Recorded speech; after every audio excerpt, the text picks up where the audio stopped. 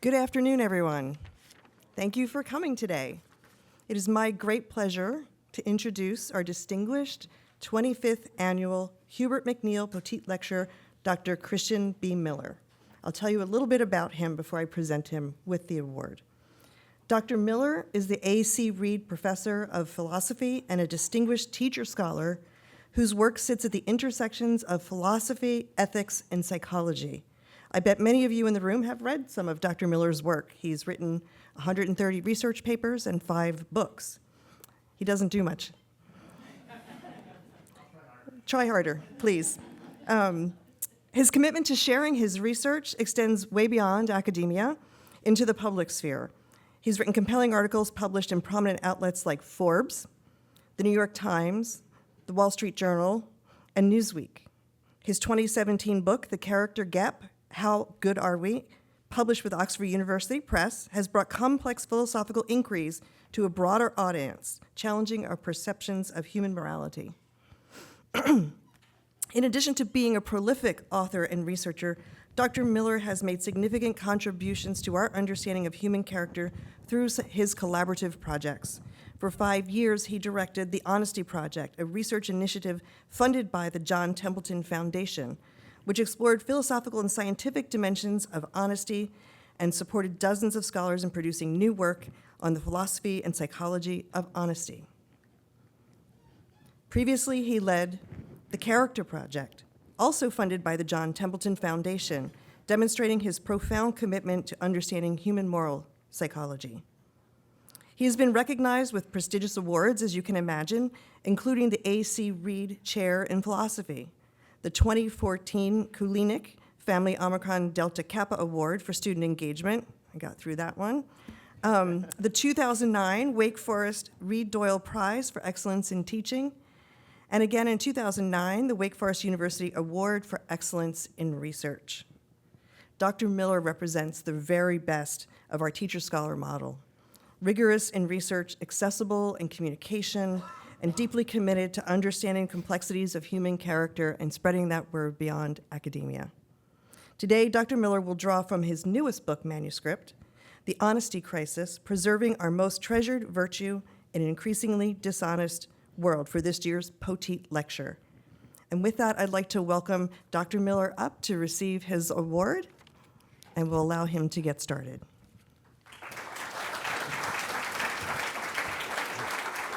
Thank you so much. Thank you for the very kind introduction. All right. Can you hear me okay in the back? It's good? The mic's working well? All right, excellent. Thank you for that extremely generous introduction. It's a tremendous honor to be here with you today and deliver this lecture. It's a lecture I've always admired for many, many years, and I'm just humbled and tremendously grateful for the opportunity to do this today. Students in the room, how many students we got? Okay, you know what's coming next. Good afternoon. Oh my gosh, that was pathetic. Come on, good afternoon. Did I teach you better than that? It's good to see you, students. I'm going to give you a little bit of a heads up. So here's how it's going to go. About 45, 50 minutes for the lecture. We'll take a stretch break for about a minute, and then students, you get to ask the first question. So be thinking about them in your minds. Be preparing really hard ones, tough ones, devastating objections, and I want to hear what you have to say. Okay? Sounds good? Let's get started. This is, as was mentioned, a first pass for me in sharing some new work that's coming out in hopefully next year in a book manuscript on honesty. So a lot of this I had not really had a chance to present before. I'm excited to present it for the first time now. It also stems from work we did with the Honesty Project. So if you're really interested in the topic of honesty, I encourage you to check out our website. This was a 5-year project that was run here at Wake Forest in collaboration with the psychology department. And we did all kinds of really cool stuff, which you have to check out the website to find out about. All right, so my plan is this. First, I want to introduce the topic of the importance of honesty. Why are we even bothering with this? Why care about honesty? Then I want to define honesty, say what it is, how do I understand that virtue? But I want to spend most of the time talking about how honest we are today or not. Some trends I'm seeing in the world in favor of honesty and against honesty. So it's going to take a more empirical direction. If you're not so keen on philosophy, that's okay. You have to get through the first part. If you really like the empirical stuff, that's going to come later. All right. But first, I just want to say, why should we even bother spending time on this? Why care about honesty? Maybe it's obvious. Maybe I should skip this section altogether. But let me say a couple things. I think we're inspired by exemplars of honesty, like that one on the screen. By acting honestly, we show respect for others, treat them as persons with dignity, and demonstrate that we value their autonomy. I thought there was more to it than that. Honesty promotes trust and credibility, and prevents harm.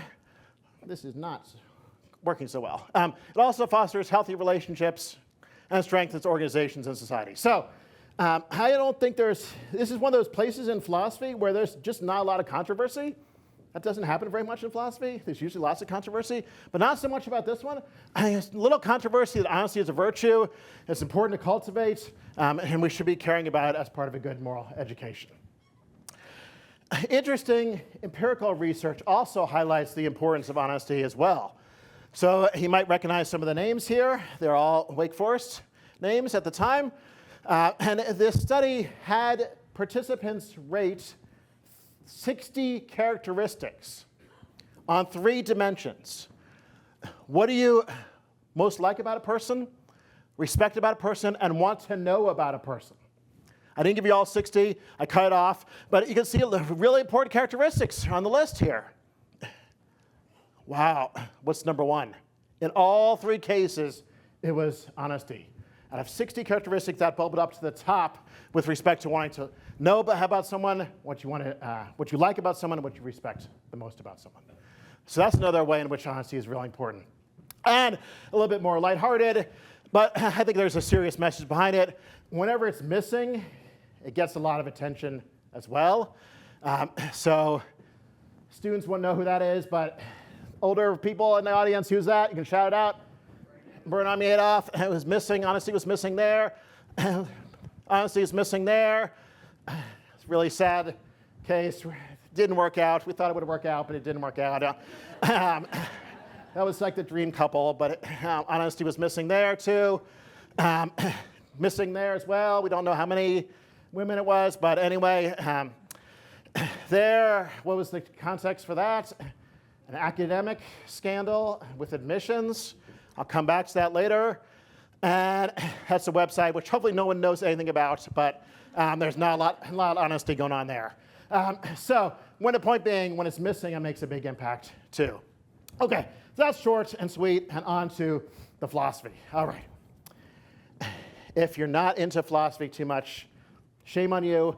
But secondly, it'll be only about 5 minutes, so hang in there, and we'll do some other stuff after that. So what is honesty? I'm a philosopher. I need to define my terms. I start off by clarifying what I mean. Here are a few things I want to point out about this. First of all, it's a character trait. Now, of course, we can say the person acted honestly in that moment. The person had honest thoughts in that situation. Of course, that's fine. That's great. But I want to go a little bit deeper. I want to talk about a character trait as part of the person's character, the virtue of honesty. And it has a bunch of features. I didn't expect them all to appear right in front of you just like that, but here they are. So what are the features? Well, one is it's cross-situationally consistent. Is that completely clear and illuminating? Probably not, sorry. So what does that mean? That means like in different situations, honesty is going to be expected to kick in and be operative. Would honesty just be limited to the courtroom? No, you should be shaking your head. No. Would it be limited just to the party? No. To the lecture? No. To the office? No. It's across a variety of different situations where honesty is relevant. That's what you would expect it to be, where you'd expect it to be operative. And as well as stable over time.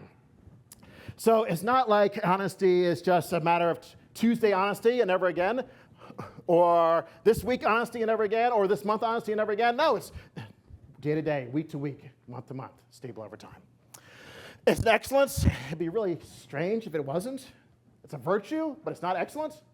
It's a bad thing? No, that doesn't make any sense. It's meant to be an excellence, an intrinsically good feature of our character. And it has a couple different sides to it, facets to it. It's got a cognitive component, so it has to do with our thinking. I think it's important to tell the truth. I think it's important to keep my promises. I think it's important to not cheat or lie or steal. Motivational side, I'll come back to that. And a behavioral side, too. It would be really weird if it was just internal and it didn't manifest in behavior. I'm an honest person, but I never show it. That would be really weird. It better have some behavioral components, too. These are the ones I'll focus on in the next few minutes. I'll skip the rest in the interest of time. But let me expand on those two with a few more words. So it has something to do with behavior. In fact, it works against a whole bunch of different types of behavior. What's the first one that comes to mind? Just shout it out. If you think, like, what does honesty prevent? What? Lying, right? Very good. A+. So it works against that. Is that the only thing? Ooh, cheating, very good. Was that the very next thing? Yes, it is. Wow, you're really channeling my thinking here. What's the next one? Stealing, oh. Are we gonna get it? Yes, we got it. Wow. What's next? Oh, that gets harder. Yeah, I'm sorry, this is harder. Promise breaking, hypocrisy, self-deception. I didn't spell that one out, so we got some younger people in the audience here. And misleading.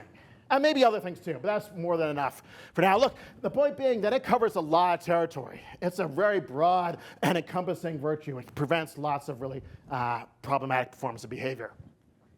If you had to ask, though, and I know you're dying to ask this question, like, what is honesty at its core? What is it essentially, fundamentally? It bridges all these different kinds of behavior. If I could ever get this to work, I would tell you. I don't think I can get this to work, or I can get it to work some other time. This is it. So someone who is honest has a character which does not intentionally distort the facts as he or she sees them. Wow, your mind is blown. That is just, I think it's right. So what does it mean, though? It's not very clear. I'll say a little bit about it. If you think about something like lying, what does the person do when they lie? They intentionally distort the facts in their verbal communication with another person as to what the truth is about the subject matter. So if I lie to my son right here, and I say I actually went to college at Davidson, I would be intentionally distorting the facts in my communication with him as I see them. It's intentional. It's on purpose. It's not accidental. If you walk out of a store having, unbeknownst to you, put something into your bag, well, it fell into your bag, you didn't even notice, so you didn't pay for it, that's not being dishonest. That's just an accident. Distort, misrepresent, that kind of thing. The facts. Let's say a little bit more about that. So let's get some, I didn't have any clickers for you today, but let's get some voting going on this one. I want to hear what you have to say about this example. As a member of the Flat Earth Society, Samantha sincerely believes that the Earth is flat. There is such a society. You can check it out later. Don't pull out your phones now, but check it out later. Well, maybe don't check it out. One day she is asked by a friend about the shape of the Earth, and to keep her own beliefs a secret, Samantha tries to mislead her friend and replies the Earth is round. She succeeds, and her friend now assumes that Samantha believes the Earth is round. Okay. Is she being honest? How many people say she's being honest? How many people say she's not being honest? Oh, wow, overwhelming. This, again, in philosophy, this rarely happens. But she's telling the truth. Right? The Earth is round, last I checked.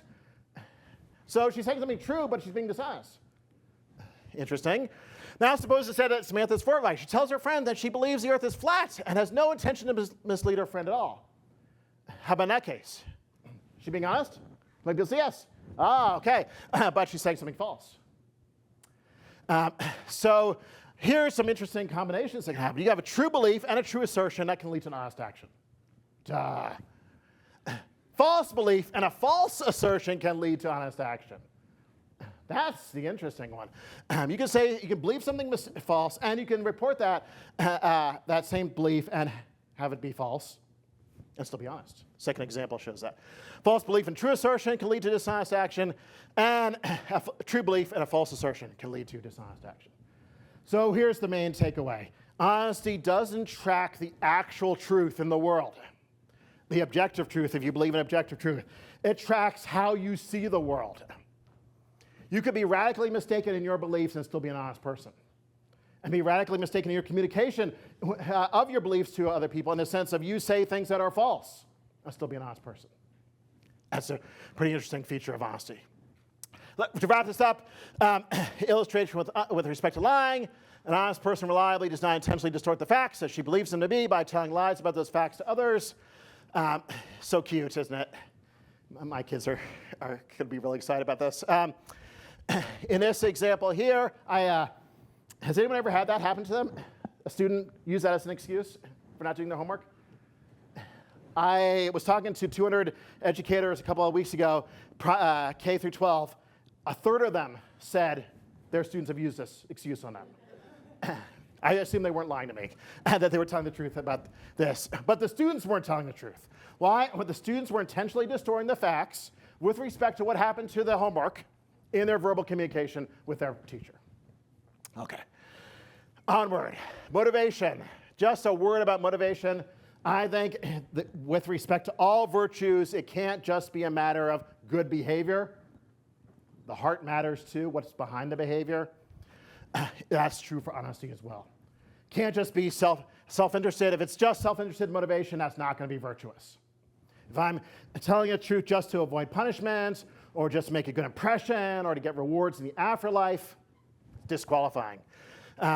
It's still good that I'm telling the truth, of course, don't get me wrong, but it's not virtue.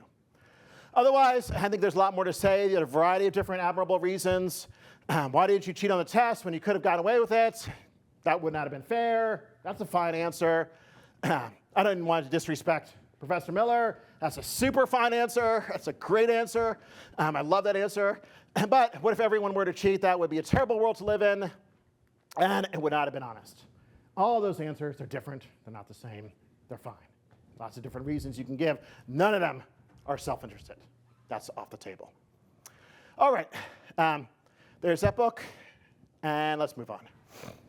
So now you can wake up. If philosophy is not your thing, we're done. You can wake up. We're doing some empirical stuff next. So what I'm interested in, for the most part, in this new book is trends in society that I'm observing with respect to honesty. How's it going today? Are there some positive developments, encouraging signs, and are there some discouraging negative things?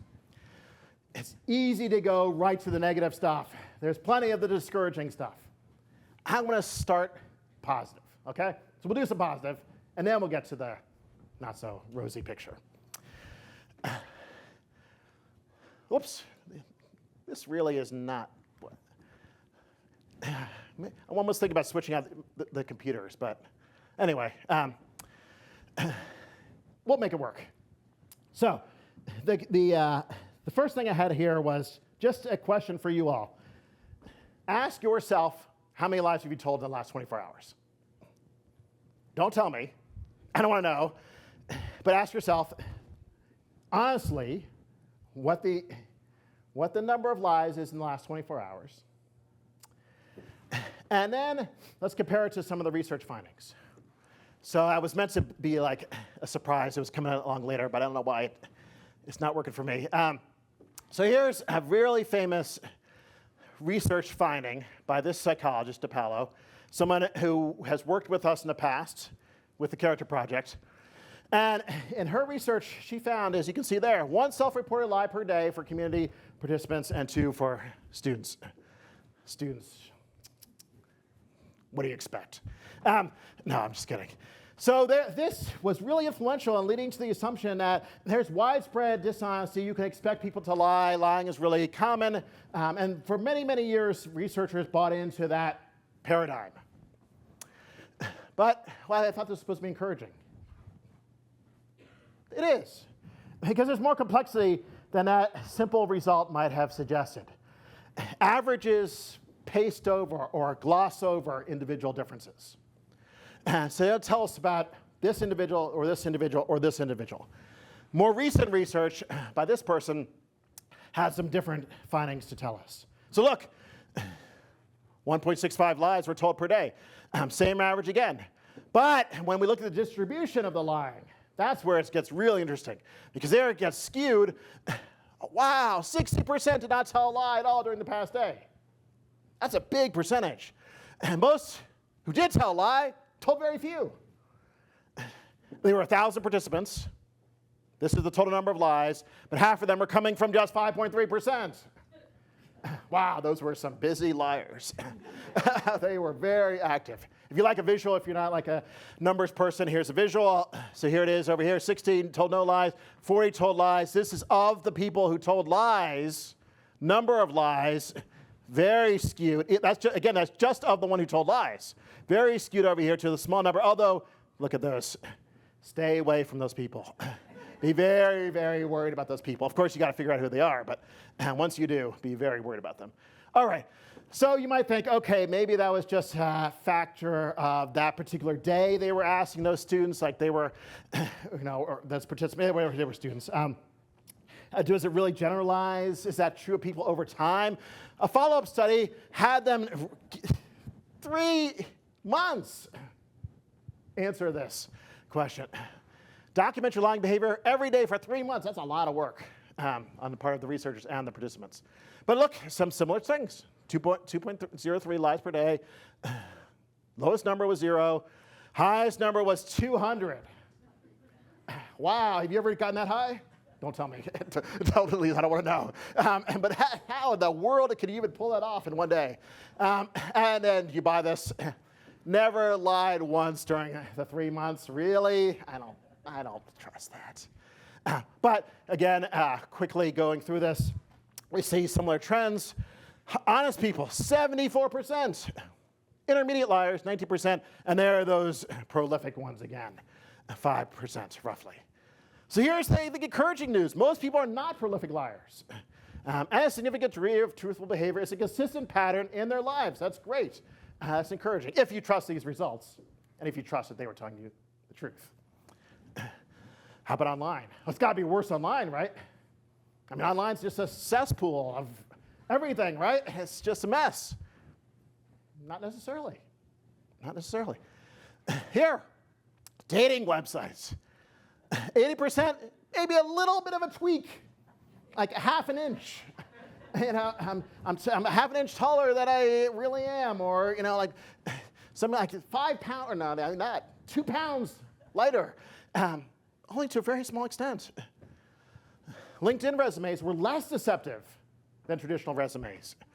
Facebook profiles, this is quite surprising, correlate highly with actual personality traits. Here, not a big disparity. So there's a lot to take in here, but email, text, social media, face-to-face, phone and video chat. Overall, not that many, I would say, the percentage of social interactions, and not worse than face-to-face interaction. That's kind of encouraging, too. Good news is over. That's the end of that. So some areas where we can be encouraged. It's not just dishonest. And yet, we can stop here. I can stop the talk right here. Probably want me to stop the talk right here. And we go home feeling good about ourselves. And what a great talk that was. But I would not be honest here. If I did that, I would give you only a skewed picture of what's going on. And so I'm worried. I'm seeing other things in the findings, in the trends in society that have me concerned. In fact, I call them honesty crises. Here's how I characterize them. They have 2 main features, these honesty crises. So the first is dishonesty has become more appealing or tempting than it was before. It's always been appealing or tempting. There's never been a time in which it wasn't, but it's ratcheting up. It's becoming more appealing or tempting. And second feature, oops, if I can, becoming easier to get away with too. That's a bad combination when you put those together. It's easier to get away with and it's becoming more tempting. Like one of them is bad enough, but when you put both of them together, ugh. Okay. Where specifically am I seeing these come up? Well, in the project, I've identified 6 case studies that I kind of work through in some detail. This is not exhaustive. These are the ones where I just kind of talk in some detail about them. No surprise. You kind of expect this would be coming up, right? A talk like this. No surprise in that one. That, maybe not surprising either. Not surprising either. That might be a little bit surprising. Bobby had no idea about that. That's like totally off radar screen. And that one, of course, you saw coming too. So some of these are predictable. Maybe some of these are a little bit unpredictable. I'm not going to talk about that one. So if you came here like, please, Professor Miller, give me the answer to stop AI student cheating. That's why I came to your talk. You can leave now, sorry. I'm not going to do it. That's not going to be a main focus. Why? Well, because I assume in this context people are quite familiar with this. Hopefully not intimately familiar with it, but like quite familiar with what the phenomena is. I'm not going to talk about that either. By the way, my family's here with me, and that's the reason why I'm not going to talk about it. But wave to everyone. So my oldest son, Jackson, my middle, William, and my youngest, Lillian, and my beautiful wife, Jessie Lee, is here. I'm embarrassing all of them. They're turning red. OK, back to work. Thank you for greeting them. So what I want to do now is spend a little bit of time in a kind of surface manner going over a couple of these case studies. We'll start with deepfakes. We'll see how the time goes. I may ask you to vote on which ones you want to do. If we don't get to all of them, you can tell me which one's most interesting to you. OK, so start with deepfakes. Everyone know this one? How many people saw this one during the election? How many, we put it that way? Some people did, some people didn't. So there was this voicemail would be left on your phone. And it said this: what a bunch of malarkey. It's important that you save your vote for the November election. Voting this Tuesday only enables the Republicans in their quest to elect Donald Trump again. Your vote makes a difference in November, not this Tuesday. Interesting. Why would you say that? This is what anywhere between 5,000 and 25,000 people in New Hampshire heard during the last election in the primary. Anyone actually hear this? I'm curious if anyone actually heard it. Now, OK, so what? Well, whose voice was that? It sounded exactly like Biden's voice. So that's what makes it interesting. It sounded like Biden was sending that message to people in New Hampshire with respect to the upcoming primary election. But it wasn't Biden's voice. This was a fake Joe Biden robocall. This was a deepfake, an audio deepfake. How many of you seen this ad? Anyone seen this ad before? It didn't get out. It didn't get out as much as I thought it would. Who's that? That's the easier question. Who's that? Come on, shout it out. Beckham, right? Yeah, of course. Except it's not. Really, because he never did what he purports to be doing right here. He purports in this picture to be speaking Mandarin about malaria. So this is the Malaria No More campaign, and they created this deepfake. And what they did was they had 8 of 9 segments of this ad involve fake audio and mouth movements in which he went through 9 different languages. The one he knew and 8 he did not know, and he did not actually say. So that's the bottom speaks not. No, wait a minute. It says David Beckham speaks 9 languages to launch this petition. No, he didn't. This is a deepfake. If you want to check it out, you're welcome to later. It's quite a good ad. I'm not at all, nothing I'm saying is going to be disparaging the campaign. The cause obviously is wonderful. I couldn't stress that enough. But, whoa, here's the dishonesty. Now, I lost in here. I had a slide. Something really is wacky is going on with that computer. I had a slide actually saying what deepfakes are, how to define them. But, I mean, it just roughly speaking, these are going to be fake media generated by AI, which are going to have either an audio or a video component to them. So, and here in this particular one, this is, I think, a good illustration. It's not just that there's a little bit of dishonesty going on in these deepfakes, it's usually rampant. I won't read all these, but he never said the words in the languages. He never was recorded as saying them, didn't know any of these languages, all the way down to the bottom. The organization did not do anything to indicate that was not Beckham addressing the audience in these 8 languages. Now, I don't mean to harp on this one in particular. I'm using this as an illustration. I think you can generalize to all deepfakes without proper disclosures are going to have these dishonest features to them. That's a strong claim. Happy to explore it in more detail with you if you like. So as a general point, the creation, distribution, and sharing of deepfakes is becoming increasingly common. Typically, deepfakes are dishonest, and I worry we are facing an honesty crisis here. The most prevalent kind of deepfake is the kind I'm not going to talk about here, but if you know anything about it, 95+% of the deepfakes are of that kind, and they are absolutely horrendous. I will keep that vague, and I'm sure most of you know what I'm talking about. Okay, so that was like very quick surface level presentation on deepfakes. Same thing is going to happen here with celebrity. This one I hope will work out for me here. Yeah, okay. So this is such a radical change from what it was in the past. I think today you could actually support these claims.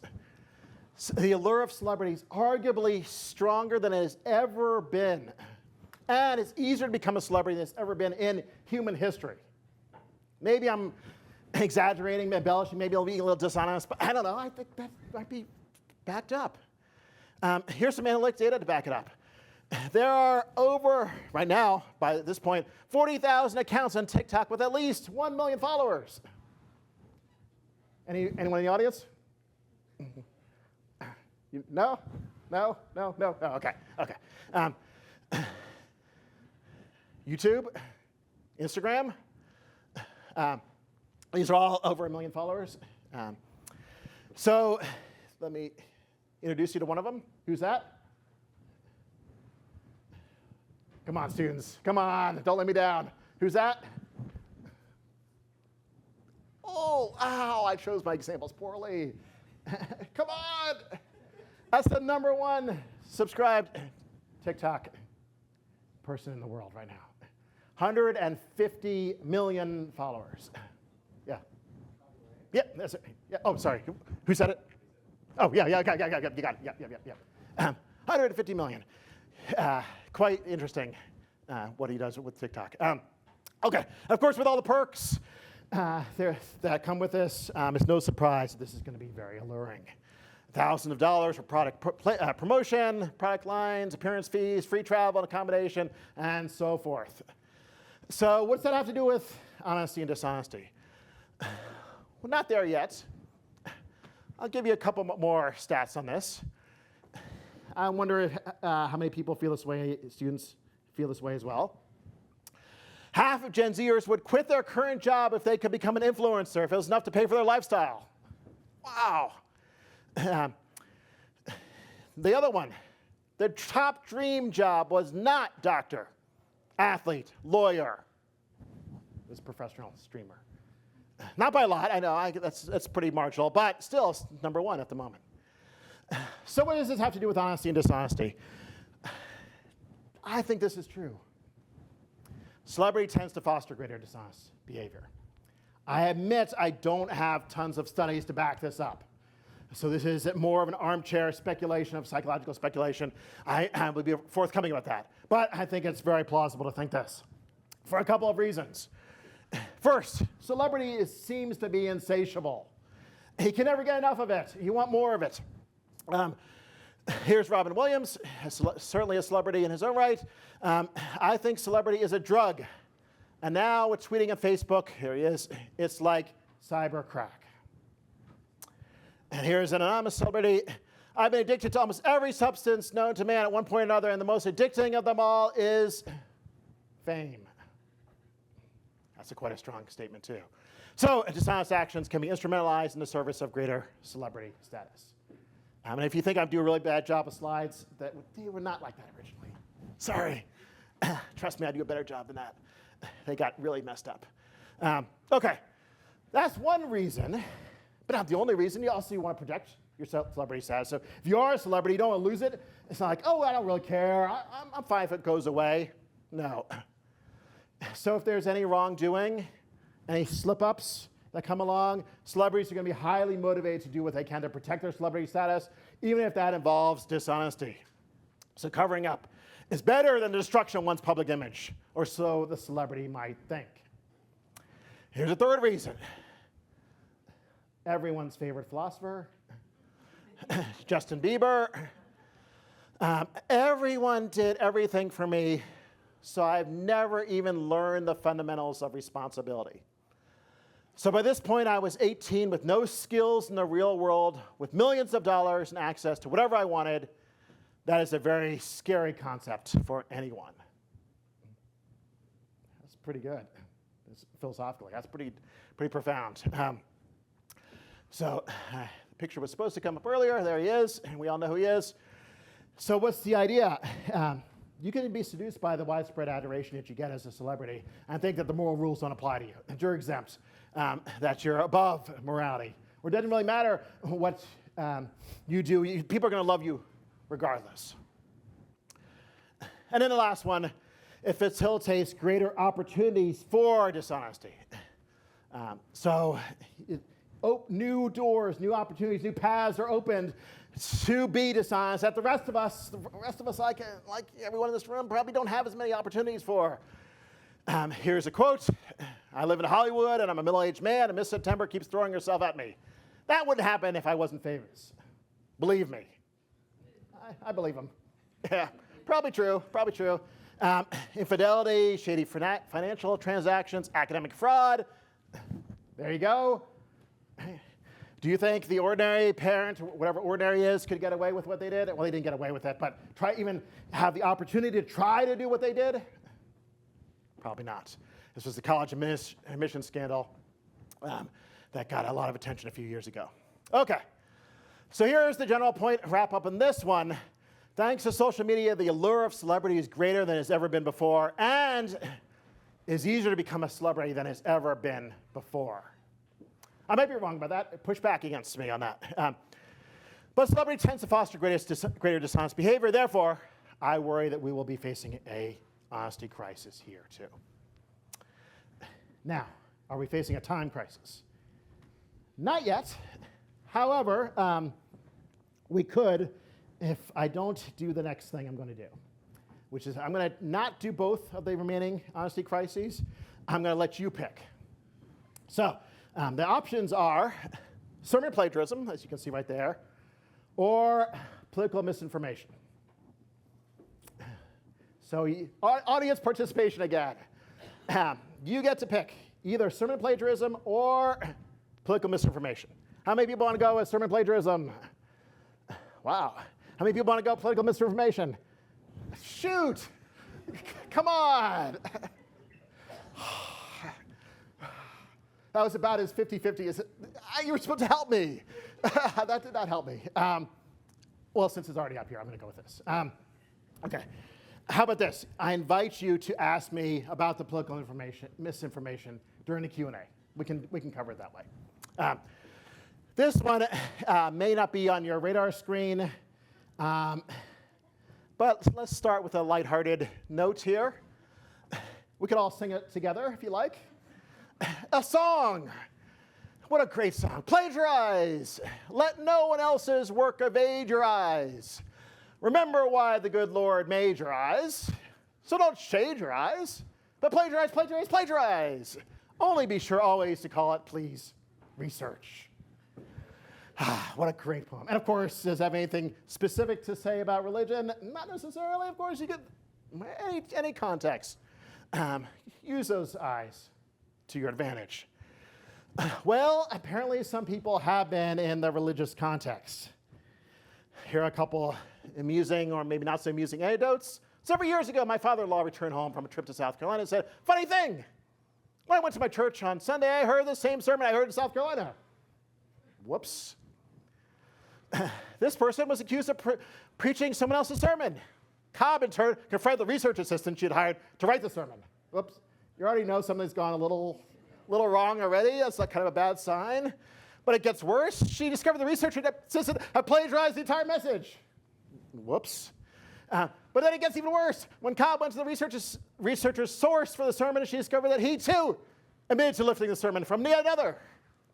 Cobb finally tracked her twice plagiarized sermon back to a 1979 message delivered by a Methodist pastor. Whew, that was a lot of work. And then here's a, not an actual example, but just a mindset. This person here said he and his colleagues would be constantly on the lookout for good ideas at other churches. They even had an inside joke about it. If you have eyes, plagiarize.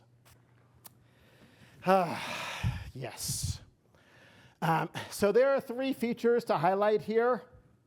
And I think it's easy for this topic to just kind of like discount it. It's not something you really relate to, or maybe it's not, you don't hear sermons or whatever. I think a lot of what we're going to talk about here generalizes. It's going to generalize to academic presentations. It's going to generalize to student work. It's going to generalize, I think, many other contexts. So it's, first of all, presenting someone else's work as if it was your own. So look, the pastor didn't write this stuff. They didn't come up with these ideas. They got it from another source. Now, by itself, is that so bad? No, I mean, you can't expect people just like invent it all on their own. They can use sources. We can consult the bright minds of the past or today. But you better be citing it when you do. So the second feature is there's no credit being given. Now we're in hot water, I think. And it doesn't even matter if they were given permission to do this. So even if some famous pastor said, oh yeah, sure, use my example, use my text. That's, if it does great work for the whatever, for the church or something like that, have at it. No, sorry, not good enough. This became quite a bit of an internet sensation. This example got a lot of attention. So here's this person here, 15,000 person per week megachurch. He told his father, who's also a pastor, that you don't need to ask, if my bullets fit your gun, then shoot it. I don't like that at all. But it doesn't matter, like, whatever, if it serves the cause, just take it. I think this is dishonest. I think there's rampant dishonesty here. And to clarify that, I think there are, in these cases where sermons are being plagiarized, there's intentional distorting of the facts. To come back to the definition of dishonesty. They are on purpose, intentionally distorting the facts with respect to the source of the information. And it's a lot more, there's even more to it than that. That's what I already said, but being dishonest to the congregation, being dishonest to the original source, to the church, to oneself, just self-deceiving yourself often, and depending on how you think about these things, even to a higher being. So there is, look how bad that turned out. Yikes. I promise, I'm being honest. It did not look like that originally. Oh well, go with it. And yet, look at these results. Of the following sermon elements, which do you believe can ethically be used from the sermons of others without giving credit? Theological principles. 62% said yes. No. The main idea, 53% said yes. No. Illustrations, no. Sermon titles, no. Metaphors, no. Main outline points, no. Well-worded sentences or phrases, come on. Come on. Try harder. Subpoints in developing ideas. Yes, finally, someone has a moral compass here. And nothing should be used without giving credit. That's, of course, what I think here. And I lament these results, and I wish they were different. So I see an honesty crisis. But you might say to yourself, well, hold on. I mean, like, hasn't this been around for a long time? Like, sermon plagiarism, is that something new? No. this guy here, King James, was so outraged by the plagiarism of preachers that he made a law requiring preachers to give at least one original sermon a month. That's a high bar. Wow, can he even get one a month? Back then, so I guess that was a big problem back then. But I think it's pretty clear that in the last couple of decades, this has ramped up from what it used to be. And I think there are two explanations for that. The availability of internet resources, of course, a couple of decades ago started becoming widely available. That made it a lot easier to plagiarize here. But even that has drawbacks. You can find out the source and get the pastor in trouble. So that's kind of a drawback if you're the pastor thinking about doing this. And you still got to do some work. You got to cut and paste and put the pieces together. Now you don't even have to do that. You're just hey, give me a sermon on feeding the 5,000. Make it 10 minutes long and have a couple illustrations in it. Got it. And it's better than I would ever come up with on my own. So that's why I come to this. The use of plagiarized sermon material is becoming increasingly common. Plagiarism is dishonest. Therefore, I worry about an honesty crisis here. Of course, take out the sermon material. The use of plagiarized material is becoming increasingly common. It's not by any way means limited just to sermons, as we all know. All right. I'm going to skip this, but let me see if this will let me go faster than I ran across the stage. Yes.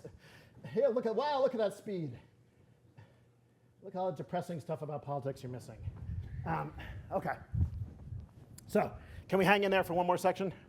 Are we doing okay? We're good? Be honest? Come on, work on your honesty. Yes? We're okay. Okay, I finally got a response. I think we're okay on time. So I don't want to leave you with these honesty crises. Have a good rest of the day. See you later.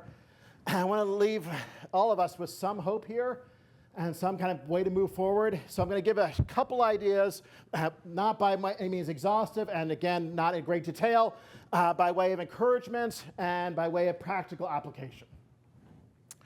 Of course, there's no magic formula out there. It's not if we could just do this one thing, we'd solve all these honesty crises. It doesn't work like that. You know that. You're going to need multiple strategies. You're going to have to tailor them to each honesty crisis. What you do in one case will differ based upon the details of that case. And having said all that, I'm still going to give you 4 general steps. Here's the first one. Again, very preliminary. Make things very clear as to what counts as honesty and dishonesty. This is from an institutional perspective, from a leadership perspective, from an authoritative perspective, from maybe a teacher perspective, that kind of thing. Be very clear about what counts as permissible and impermissible behavior when it comes to honesty and dishonesty. Of course, it makes lots of sense in the academic context. This is allowed. This is not allowed. You can use ChatGPT for this. You can't use it for this. You set up the parameters very clearly. There's no basis on which to come back afterwards and for the students to say, oh, wait a minute, I didn't realize this was dishonest. It was right there. It was articulated clearly. Same thing with sermon honesty. What is permitted and what is not permitted should be clarified very clearly to the pastor or any other kind of religious leader. All right. Maybe I should just go back to the arrows. A second one. This is one that's not very popular. It just doesn't seem very fun. This is the kind of more punitive side of it. I don't like mentioning it, but it seems like we got to go there in some cases. Look, legal means might be required. I think there's a good case to be made with respect to deepfakes, that we should have legal means of addressing them in place in our society today. In fact, there is a bill before Congress right now. It's been introduced for a couple years. It's not getting a lot of momentum. That would, I think, move the needle and make progress in this area, requiring audio and video disclosures. Discipline as well. In the academic context, here's the example with respect to academic cheating. Greater accountability and oversight. And even accountability partners. In the interest of time, I'm just going to move ahead. I'll go a little slower on this one. So, yeah, you got to try to rein in the bad side. Let's try to also play up the good side, too, of our characters. Let's see if we can stimulate or activate or keep in front of our minds our deepest moral values. That's the third idea. Because I do think most of us genuinely believe that honesty is important and that dishonesty is wrong. We don't always remember that or have it front and center, but I do think we most of the time believe that. And so moral reminders can do the job of restoring that to our conscious awareness, bringing that front and center, making a difference in restraining our dishonest tendencies. Real quick illustrations with honor codes and accuracy prompts. One of my favorite studies in this, you lose a dramatic effect. I had it with revealing each result, but here we go. 20 problems, 50 cents per correct answer. No opportunity to cheat. Students took a test. That's how they did. Shredder condition. They could cheat with abandon, not get caught. Say whatever they wanted as far as their performance was concerned. 6.1. And here's the cool one. Shredder plus honor code. They signed their university's honor code first. Then they had the opportunity to cheat. Same opportunity to cheat that they had here. Different students. Went right back down to the baseline. Up the rewards. You're getting paid in these kind of tests. This is really cool. Don't do this, professors. Don't go here. But you get paid in these kind of tests. Bam. Same kind of results. Even though the reward is higher, the cheating is constrained or reined in. You see this in other ways, too. We all know about honor codes here at Wake Forest, but the data backs it up. There is impressive data for now 20 years showing the differential impact for schools that have honor codes and that don't. These are some examples of different signing ceremonies for honor codes. And here are some of the results you can read for yourself. Accuracy prompts are doing the same thing in a different context. This has to do with some of the political misinformation I didn't get to go over. But accuracy prompts seem like they're going to be effective too. And they're going to help dissuade people from sharing misinformation and fake news and keep accuracy at the front and center of people's minds. I will skip over that and just trust me that there's some validity to this research and sum it up with this. What an honor code can do is serve as a nudge to shift someone into a moral mindset, and what an accuracy prompt can do is serve as a nudge to shift someone into an accuracy mindset. Okay, last thing, I promise. I better promise. I better be honest. I'm giving this kind of talk. Last thing. This is the most nebulous and the most, I think, important but the hardest to execute. And that's fostering love and caring. It's going to sound good in theory. It's going to be very hard to implement in practice. But the idea is other-directed love is fundamentally incompatible with a desire to cheat someone or to lie to them for self-interested gain. To the extent to which we really care about other people for their own sake, that's going to butt up against, it's going to run against our desire to cheat or lie or steal from them. And so a way to curb these honesty crises is to foster that kind of attitude. And it can be done in the student context. The extent to which a student wants to cheat or lie to a teacher or parent without good reason, she does not thereby love them or care about them or value them or respect them as much as she could. And it reciprocates. Teachers showing love and caring towards their students can be impactful too. The student's relationship to a professor is distant and purely transactional.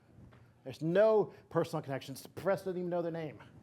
And then cheating in such a class is psychologically easier, and this is backed up by the data. But if a student respects her professor and feels as if the professor values and cares for her as a person in her class, then cheating takes on a different tone. Now it is something that can damage or destroy a valued relationship. And that is I think, a significant emotional price to pay for cheating. This also works in romantic relationships. I'll skip over that in the interest of time. I did promise I was going to wrap it up, and so I'm wrapping it up. What do you think of these steps? Do they just restrain dishonesty? Or they actually encourage honesty? Got some other ones? I'd love to hear them.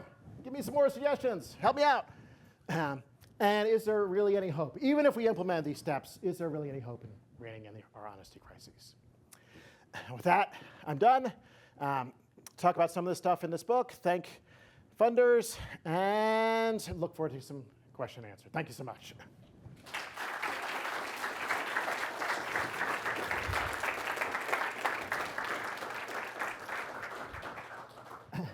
I'm going to do one thing before question and answer. Stand up, stretch, say hello to someone you don't know, or not, if you're an introvert, and then we'll resume for question and answer.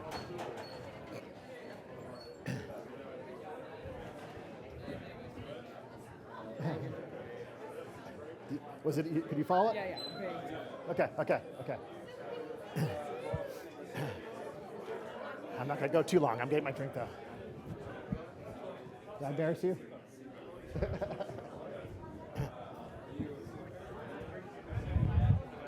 Oh, wow. You see that?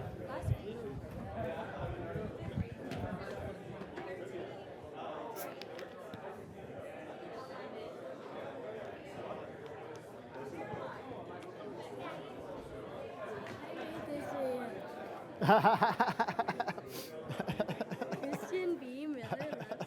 Can I show it up? Can I show it to the crowd? Yeah, I'll do it. Show it to. Okay, let's not get too carried away. I will rein things in.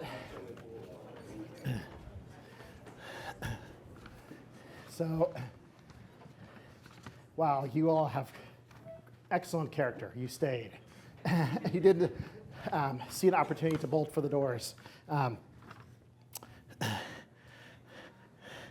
Christian B. Miller loves philosophy. Very touching. Thank you. Or how about a round of applause for Lillian? All right. Okay, so we have, I'm not going to go too long. I could go for hours, but I'm not going to inflict that upon you. But I do have one rule, which is students go first. So if you're faculty or community member or something like that, wait your turn. And there's a mic over there, and I will pick up hands, so student hands. Mark, can you hear me? Always need the brave person to start us off. The virtue of courage. I got two here. You can pick which one you. Thanks for your talk. So most of the honesty crises you described are technologically Yes. mediated. You picked up on that. That's correct. Is the technology bad? And would Yeah. someone be justified in recognizing that these technologies are creating a more dishonest society and then abstaining from them, abstaining from social media, from AI? Yeah. Good. So a couple steps there. One is you nicely picked up on a unifying thread to the crises. I did not say it explicitly, but in my mind that emerged when I was looking around to see, kind of observing the scene, and I saw something here, I saw something here, I saw something here, and I wondered, was there anything that connected them? And it is the technological aspect. Secondly, what implications do I draw from that? I don't go as far as you suggest. I don't draw implications about technology is intrinsically bad, or it's through and through corrupting our character, or we should get rid of it, or anything like that. So it's going to be like a lot of things I talk about with character. It's going to be a mixed bag. There are going to be some good sides and some bad sides. There are ways in which it can be used quite positively and constructively and helpfully, and then we see here some of the opposite.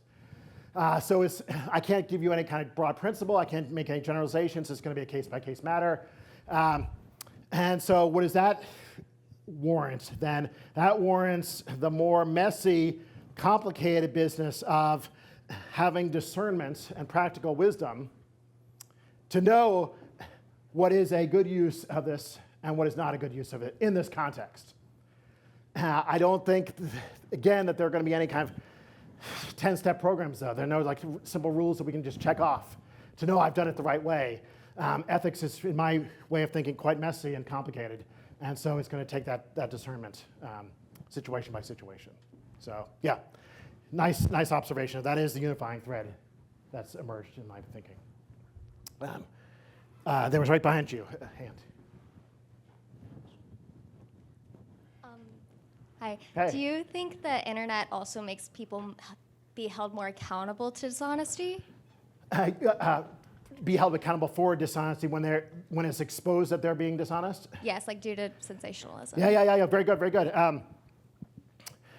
So I think it can work in a variety of different ways. First of all, I think it can motivate people to be more honest.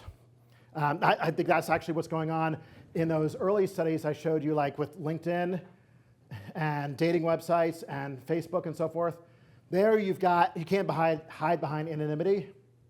Your identity is attached very explicitly to the information. And so there's all kinds of pressure to make sure that information is accurate and you don't get exposed for putting up something on your LinkedIn profile that's a lie or deceitful or something like that. So I think anonymity is what unifies those results, or I should say lack of anonymity is what unifies those results. We do see honesty going on in some parts of the internet. You can't hide behind anonymity. But you asked about the opposite. So what if it turns out you do something dishonest and that is exposed on the internet? Sure, absolutely. It can lead to a kind of piling on effect where people, look at this hypocrite. Look at this dishonest person. We can't trust this person. Get rid of this person. Et cetera, et cetera. See it all the time on Twitter. But it also can have other effects too, though. It can boost the celebrity status of the person whose dishonesty is exposed. So people like Bitcoin guy, right? Sam Bankman-Fried. So he was somewhat well known, but once his dishonesty was exposed, mainly through the internet, his celebrity status went through the roof. And now he's like a household name and very well known. So in some ways, it could actually boost a person's career and help them gain greater prominence. So it could have self-interested advantages, I guess, in those respects. But yes, it could also lead to a piling on effect where people just hammer the person for their dishonesty. Yeah. So I guess that was a half and half answer. Half a kind of not a very clear answer. But did it make sense? Yeah, thanks. Other students?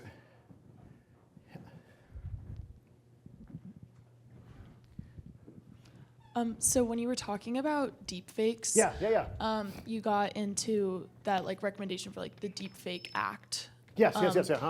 And I thought that was interesting because I think a lot of times when we talk about political misinformation, deepfakes, et cetera, academically, we tend to take the route of increasing individual media literacy. So where do you think the balance lies between encouraging government regulation compared to individual responsibility when looking at the internet for an information source? Yeah. I don't have an answer to that. I'll be honest with you there. I don't have any kind of general principle to use to know when we've gone too far and we haven't gone too far. It seems to me that, let's take the deepfake case. So the idea there is not to ban deepfakes as such. The idea is to make them transparent. So have some way to identify to the audience that this is a deepfake. Because most of the ones that are out there, these days, you can't even tell. The very sophisticated ones, the quite advanced ones that are coming out these days, you can't even tell that they're a deepfake. And yet, in the making of the deepfake, it is taking the likeness of a person, the voice of a person, the appearance of a person, and without getting their consent, using it for ways in which, as a matter of fact, they never exercised agency. So it's a violation of their autonomy, it's a violation of their agency.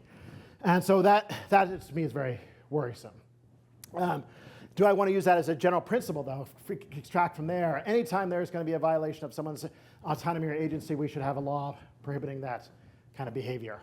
I don't know if I want to go that far, right? I have to think case by case. Can we extrapolate from the deepfake case into other realms? But I do think, especially given the 95% of the deepfakes of a certain kind that are deeply, deeply, deeply troubling, that there is good reason to get legal means involved here. Now, what about something like the political misinformation? So you're on Twitter, you see this tweet, it's got this headline. Okay, the most celebrated fake news headline in 2016 was that Pope Francis endorses Trump for president. As a matter of fact, that was the most celebrated headline. And so you're on Twitter, you see this headline, you don't see any kind of disclaimer, and you believe it.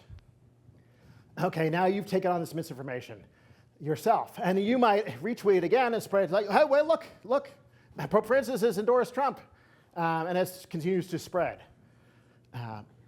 There we're now talking about, okay, increased media literacy, as you said, like, if you were more critical, I'm talking about you in particular, but if the person were more critical, they would have figured out, well, this looks a little suspicious, or is really likely that, and refrain from retweeting it, and refrain from sharing it. They didn't, and fake news spreads. Do I want to go so far to say, in that case, we need to invoke legal means to punish who? Well, Twitter, the person who created it initially, the person who shares it, all of the above. Oh, that's getting complicated. Sometimes you can't even identify who the person is who created it. Trying to track down and punish everyone who shares it, that seems like hopelessly impractical. And enforcing, or requiring companies to enforce the policing of fake news, maybe, and they're doing that to some extent now, so long as I trusted the companies to do that well. As long as I trusted the companies to police the fake news well, then I might be inclined in that direction. But I don't know how much I trust the companies to do a good job of policing the fake news on their sites. So I'm not so sure I want to just go across the board with legal remedies. Where do I draw the line, though? That's what I don't have the answer to. Why am I okay over here, and maybe I'm more queasy over here? I don't have a principled answer for that. Does that make sense? Yeah, great. You're pushing me to think more about that, so thank you. Other students? Yes, over here.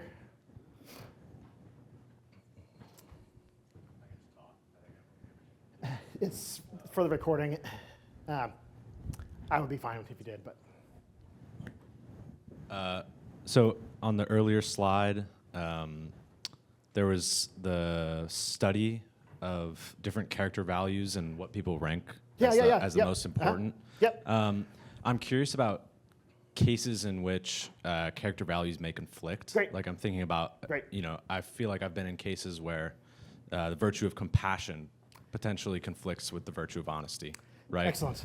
Can you use those kind of rankings to help your decision making in those cases? So first of all, great question. Secondly, are you a philosopher?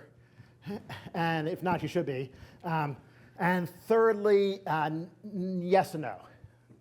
I can't give these straightforward answers. Sorry. I can't give that ranking. Could you come up with a different kind of ranking where you kind of gave people scenarios, and then you told them, okay, these two values apply to this scenario. Rank which one is more important in that scenario. Yeah, you can definitely do that. Here's an example. The famous Nazi at the door example. So everyone knows this, I think. But during World War II, suppose you're the owner of the house. You're hiding a Jewish family in the basement. The Nazis are going door to door. They say, do you know where, they come to your door, they knock on it, you open it up, and they say, do you know where any Jews are? You have the option of either telling the truth or lying. I'll forget the other possible third options. And here now, this fits the parameters of what you're talking about, right? On the one hand, honesty by itself would seem to lead you to tell the truth to the Nazi.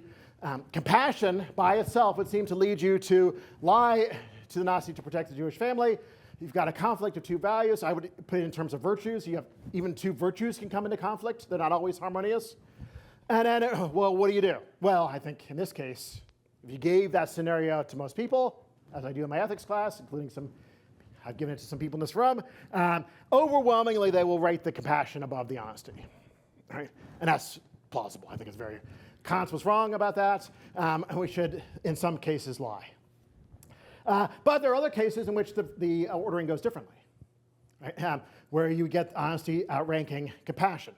So what's the lesson? There's no lexical ordering of these qualities, or these virtues, where I could just say, here's the number one in all cases. Here's the number 2, 3. And whenever they conflict, I just look where they are in the ordering and just resolve it that way. You can't do that.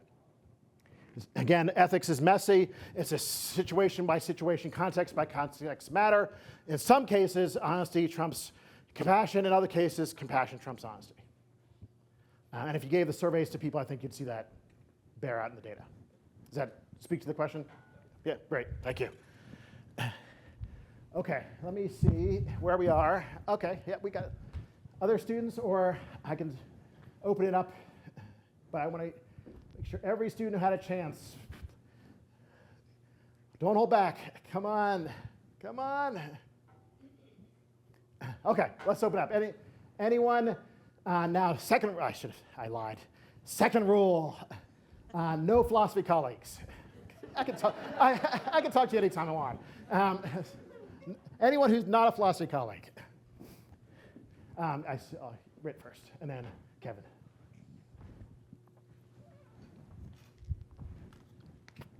Thanks for your talk. I thought it was great. I was curious if you see it kind of borne out that digital communication, there's something specific about it that can actually disincentivize dishonesty. I know that's been touched on a little bit. And I'm not really thinking about a lack of disincentivize dishonesty. We got the double negative going. Yeah, okay. I'm not really thinking about the lack of anonymity or like the pile-on, because something like that could like happen in this just a social setting, for example. Yes. But particular to digital communication, in the last slide of the empirical research, that was like good news about honesty. Yeah. I saw that people were more dishonest compared to conversation. People were more dishonest over video chat and on the phone, but less dishonest over text and email. And it seems like something that kind of characterizes that split is that digital communication is, like a text or email sticks around. It leaves a footprint in a way that just saying something in a one-off way wouldn't. Yep. So, sorry, I'm just getting excited by what you were saying. Did you want to finish? No, that's all. Okay, good. Yeah. So there's every reason to think that there's going to be differences based upon the type of media. And one difference-making feature is whether there is a record or not. And so, yes, anonymity plays a part in this, but that doesn't explain the disparity between video chat and email. You're not anonymous in either of those. What explains the difference there is the record keeping. That you put your name down on that email or that text is there potentially for forever, or at least for electronic forever. And that's something that you probably don't want to have potentially searchable or discoverable if it's dishonest. Whereas, again, the point's straightforward. In the video context, once the video chat is over, the record's gone, it's not recorded, and there's no tangible evidence to point to. So, I think that is the key difference-making feature there.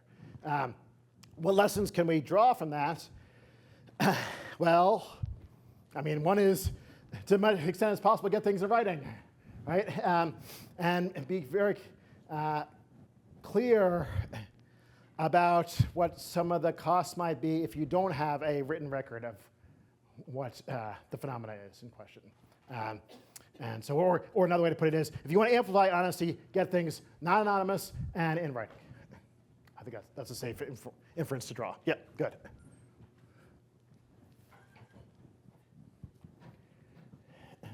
You're really a philosopher. You don't get to ask a question. You hang out with us a lot. Congratulations, Dr. Miller, on the award, and thank you thank you so for the much. lecture. My question is kind of twofold. The first one. Of course, philosopher. Yes, sorry, go ahead. So if there is value, what is the value of honesty in self-referential relation, that is self-regarding thoughts and behavior, not involving other people? Yep. Second, if there's that value, what's the connection between that value and the value of honesty in interpersonal relationship? Is there a connection between the two? And so what are the normative reasons for valuing honesty in intrapersonal relation and interpersonal relation? Yeah. Big. I told you that would be the philosopher. Big question. Maybe we can talk about. I'll say a few brief things. Maybe we can talk about it more over lunch. We got to get together. So I tend to think that when it comes to character, there's both intrinsic value and instrumental value. So just background here, instrumental value is something that's good as a means to something else. Intrinsic value is something that's good in and of itself, in regards to whether it's useful or helpful as a means to something else. So I think honesty in and of itself is good, intrinsically good. And I think it's also, in many contexts, instrumentally good, although not always instrumentally good. So I think it's both. And that is a general claim about honesty that is going to apply both to self-honesty and interpersonal honesty. So I think, therefore, that honesty with respect to myself is both intrinsically and instrumentally good. So what are some of the instrumental goods in the case of self-honesty? There would be things like greater psychological health and well-being, less anxiety and stress, having to, when you're trying to deceive yourself and prevent certain truths from becoming aware to yourself or conscious to yourself, that can be stressful and anxiety producing. So I think there are kind of psychological benefits. I just think it's also intrinsically good. Now, I don't know what to say about that last part. How is it linked to interpersonal honesty? So, for example, if someone is high on intrapersonal honesty, does that thereby spill over to being high on interpersonal honesty? Seems to me the answer to that could be not necessarily. I don't see a necessary connection there. I could be quite honest to myself, quite clear in my mind exactly what I'm doing and thinking, not repressing anything or deceiving myself with respect to anything, and be a rampant liar to other people. So I don't see any entailment of one to the other. So now, sorry, you got me going. I'll stop. I promised it would be short, and it's not. And I promised we'd talk about it more later, and we're not. But is this true? Could there be at least a correlation? So I would suspect that's probably true. So people who are higher on self or intrapersonal honesty there's a correlation between that and being higher on interpersonal honesty. And I'll leave it there. Yeah. Okay. Yes, other hands. I am keeping on the time. We're going to do a hard stop at 5:30. Sorry. So I have a question about the cross-context. Sorry? Cross-context honesty that we were talking about. That's an important figure. Yeah. Now, is that cross-context like holding all things consistent? So you're going from like left to right in someone's life? Like at this stage in your life, when you go to the grocery store, when you're at work, or when you're anywhere else, it's the same? Or does it go vertical as well, where it's like, okay, when you were 13, did you lie to your teacher and say that your dog ate your homework? Yeah. That's really good. So here's a little bit of unpacking of the framework I'm using. Maybe this will be helpful. I'm thinking of honesty as something that comes in degrees, and I'm thinking of dishonesty as something that comes in degrees, and I'm thinking of, in between those two, having a mediocre character that's neither honest nor dishonest. I think an honest person is going to have cross-situational consistency in their honesty. I think a dishonest person is also going to have cross-situational consistency in their dishonesty. It can come in degrees, though. It's not always the same. And then when we unpack what that looks like, I had in mind first and foremost consistency in honest behavior across situations right now. So it's a synchronic matter. So synchronically right now, if I'm an honest person, if I qualify as being in that camp, as opposed to dishonest camp or the mediocre camp, then I had better show some cross-situational consistency such that I'm honest here, I'm honest at the party, I'm honest at the reception afterwards, et cetera, et cetera. If I don't show that, then I fail to even get into the honesty camp to any degree at all. Now, I might get in the honesty camp and do a pretty good job in a lot of those situations, but someone else, maybe you, does a way better job. Like more situations, you're more honest in those situations, so there can be individual differences in our honesty. The last part of what you said was the diachronic part, like when I was 13. And I think you can gain or lose virtues. So it could have been at 13 I was not honest at all. I didn't even get to qualify as being in that camp. Why not? Maybe I wasn't old enough. Maybe I wasn't mature enough. Probably true. And maybe I wasn't virtuous enough at the time. Maybe I was doing a lot of bad stuff. But over time, I changed.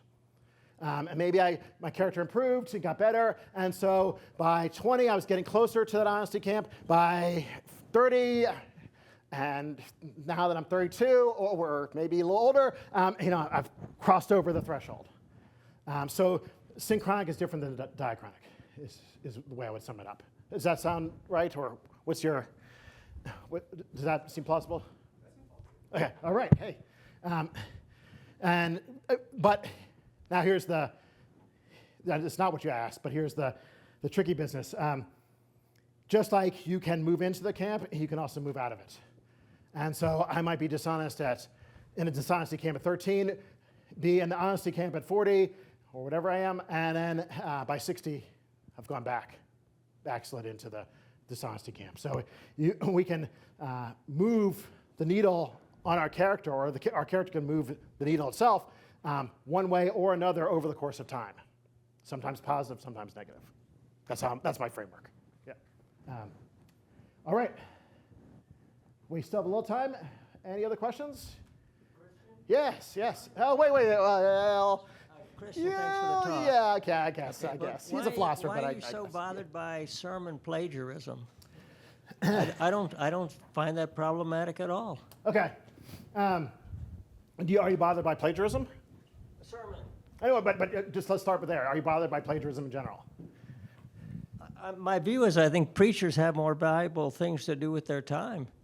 And if the purpose of the sermon is basically, let's say, to convey dogma, right, and you want sort of a consistent message across a religion, well, what better way to get a consistent message? Than to use the other person's message, literally speaking. Yeah. Wait. I had another question about the sermon. You had that list. I'm sorry, there were a bunch of numbers at the top. It was something about theological principles. Yeah. I don't know what it was. Something like 62%. Yeah. That was acceptable. Yeah. Basically, and you seem to be bothered by that. Well, but yes. surely that's exactly what you would want. Yeah, it depends on how that's unpacked. Right. That's fair. I'll grant that one. I'll just grant that one. I won't even pursue that any further. But I am bothered by the more general phenomena. I guess here's why. Yes, they're busy. Yes, they have other things to do. But it doesn't take a lot of time to add in, as so-and-so said, this blah, blah, blah, blah, blah, blah. That's all you need to do to block the plagiarism. You just need to give credit to the source of where you're taking it from. To me, it's not a matter of, can I research? Sure. Can I learn from what other people have said? Absolutely. Let's do that. It'd be better if we all learned from what other people have said in the past. Many times they said it better than we do. But if they said it, they came up with it first, and I want to use it, I better give them credit for it because they discovered it, not me. And if I get up there and I say, here's a great sermon illustration, blah, blah, blah, blah, blah, blah, blah, blah, period. That sounds like I was the one who came up with that illustration. And I'm taking credit for it. And I discovered it. If I didn't, and someone else did, that's intellectual theft. And in my mind, it's not much different from the student who cuts and pastes from the internet, puts it into the paper, and claims it is their own work, and turns it in for a grade. And I fail the students, and I fail that pastor. So, sorry, students. Yeah. One quick follow-up. Yeah. Well, one thing which bothers me about your approach, if you say, well, so-and-so says this, and so-and-so says that, you're undermining the authority of the message. Because someone says, well, who's so-and-so? What does so-and-so know? Whereas if you say, look, here's my message, in the Bible it says blah, blah, blah, blah, blah. Okay, and it turns out, you're quoting somebody else. But the idea is the source of the authority is the Bible. Rather than saying, well, I'm appealing to preacher so-and-so. Okay. And I want to say, well, what does he know? Yeah. Fair enough.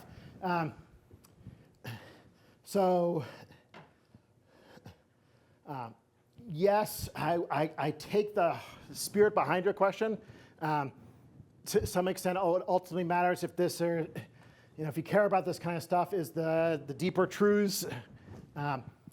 What I want to hold on to, though, is people add their own contributions to the Bible or to theology in helpful ways with examples, illustrations, definitions, and in doing so, they can make the point clearer to the audience than it might have been just by reading the text. But if that's not their original illustration, they're committing intellectual fraud.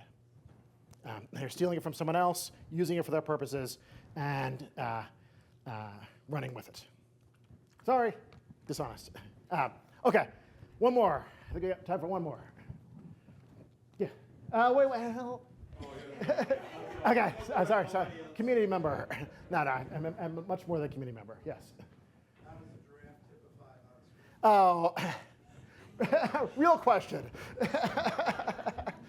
I will answer that as the final comment. I will answer that. Will you repeat that one? Sorry? Oh, yes. The question was, what's the giraffe have to do with honesty? I will answer that. Go ahead. Give me one. The idea of stealing has been related to honesty. Yeah. Stealing is related to accepting private property, and stealing could be very loose because we could be stealing natural resources from the global south. I don't know. Can you explain that? Just the general idea that stealing is related to honesty? Yeah. So first of all, yes, I do link stealing as a form of dishonesty, or I'd like to link stealing and dishonesty. Secondly, I think that's intuitive. I mean, I guess I could do a quick poll, see if other people agree with me, but I think that intuitively that, if you presented people with examples of stealing or theft, and you ask them, is this person failing to be honest, or are they exhibiting dishonesty, you get a high response. So I think I've got some kind of folk intuitions to back it up. Thirdly, I think my account can capture that too. So my whole framework of intentionally distorting the facts would encompass stealing. I didn't explain why. I didn't go over that. That was not a central focus of this. But I think I try to do that in the book. So I think I can capture stealing with my own account. And then fourthly, in light of what you said, I'm very permissive about this, very broad in my understanding of stealing. So it's not just like the ordinary take the candy bar from the store. It's also intellectual theft, resource theft, sermon material theft. I'm quite broad about that. Because ultimately, I think all that comes down to intentionally distorting the facts as to, for example, the source of where it came from, the origin, or whose property it is, or who has ownership over it. And we are invoking distortions of material facts sometimes, but also sometimes we're distorting normative facts about what we're normatively permitted to do, or legally permitted to do. distortion of facts includes distortion of moral and legal facts as well. I'm only going to keep it at that. Drafts, and then we're done. Yes. I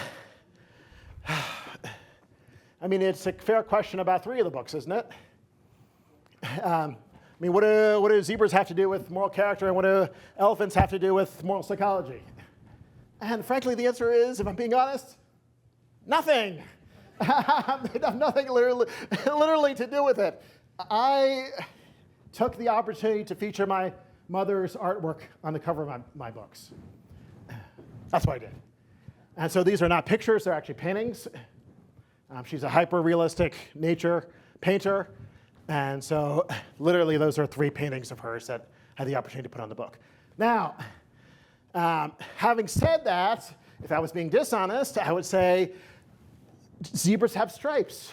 They're kind of a mixture of good and bad, black and white. Like most people, we're a combination of good and bad. We have mixed character. That's what that book's about. Giraffes, they stick their neck out. The kids didn't like that. Like, oh, cringe. They stick their neck out for the truth. Even if it's costly, they value the truth more than they value self-interest. So it's a perfect example, but that would not be honest. And maybe I should stop there. Okay, thank you. Thank you so much. Thank you so much, Dr. Miller. This is really wonderful. Thank you. Thank you. I just want to let everybody know that there are refreshments out in the lobby. Thank you for coming. Thank you all for coming.